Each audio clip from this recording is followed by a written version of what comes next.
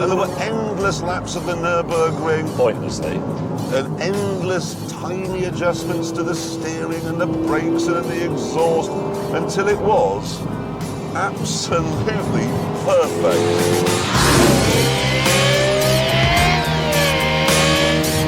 You know what this car feels like? A racing car. It really does.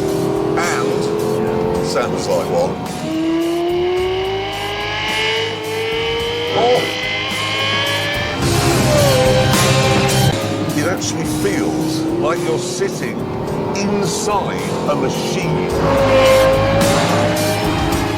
Hammond, does this car, does it do 1,158 miles an hour? Yes. Really? No.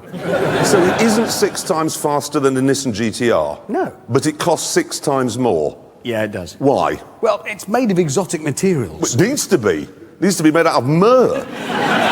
Is this windscreen wiper made out of saffron? No, but there's a lot of carbon fibre. Hammond, my bog seat at home is made out of carbon fibre. It didn't cost 340,000 quid. Honestly, I just don't understand this car. And what you see here is the car I'll be using. This is a Lexus LFA. It's not the most powerful car in the world, it's not the fastest, it's not the best looking, and it certainly isn't the cheapest. Plus, the Lexus badge does come with a whiff of masonry. But I drove one of these in England last year, and I emerged from the experience thinking that might very well be the best car I've ever driven. And that's why we're here, to find out. The engine in this is so exquisite that it revs from idle to 9,000 RPM in 0.6 of a second. In fact, it revs so fast they couldn't fit a conventional rev counter. It had to be electronic because a normal one simply can't keep up. But when it comes to technology, neither of their cars is a match for the howling LFA.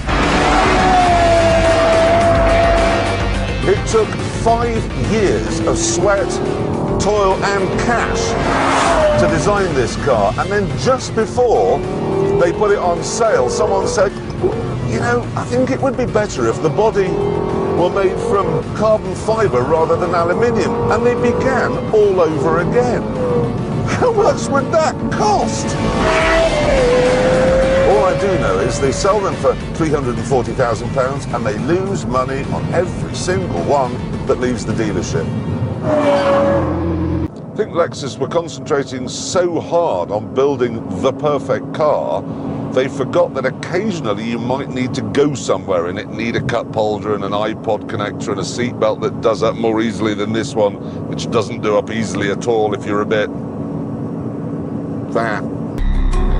If somebody were to offer me a choice of any car that had ever been made, ever, I would take a dark blue LFA. That's how much I love this thing. I mean, yes, there are faults. The petrol tank is too small. The seatbelt is idiotic. And joking aside, I would like a cup holder. But the rest of it is so exquisite. I'm going to say it. It's the best car I've ever driven. It really is.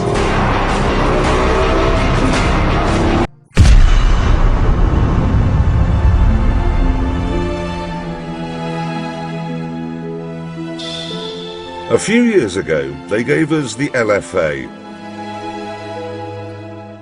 A car which, I'll admit, has many faults and irritations. The seatbelt, for example, is incredibly difficult to do up. There are no cup holders, it's impossible to plumb your telephone or whatever into the stereo system, and the fuel tank is the size of a disposable lighter, which means you have to fill up every 5 minutes and then you have to get out, and then it takes you a week to do your seatbelt up again. I still haven't done it. It's like giving myself a prostate exam. But these little things pale into insignificance when you unleash its astonishing V10 engine.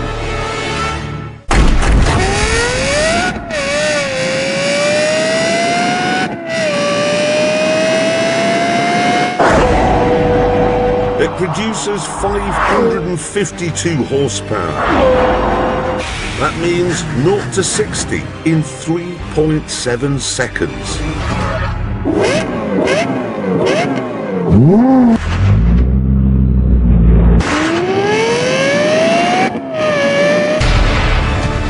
It also means a top speed of 202, and even more amazingly, it revs from idle to the red line in an almost unbelievable 0.6 of a second.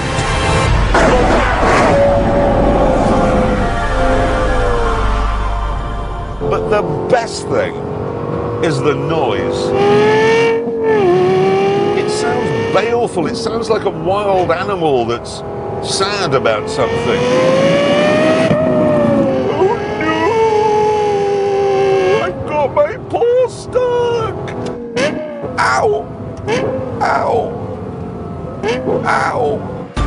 This is what I was looking for in the new Lexus. A sense that the engine is actually alive, that it's a sentient being. And there was more I was looking for too. The LFA does not have an expert facility, or a G-shift thing, or VDIM. It corners well, because it's well engineered. And it's light, very light.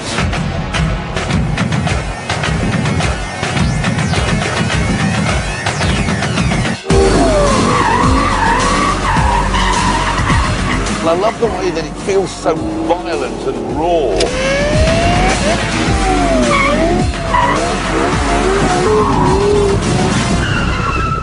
This car is simply out of this world.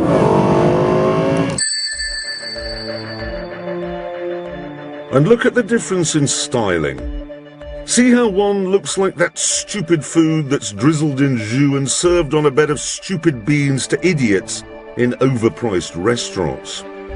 And the other is as simple as a freshly picked blackberry. I know that this cost 5 or 6 times more than the new RCF. And I know it's full of carbon fibre and all sorts of clever engineering that you can't reasonably expect to find further down the fiscal food chain. But surely they could have captured the spirit of this car, the essence, its soul, and transplanted that into the RCF. Surely they could. Or maybe they couldn't. Maybe the LFA is so good, not even the people who made it know how to make it again.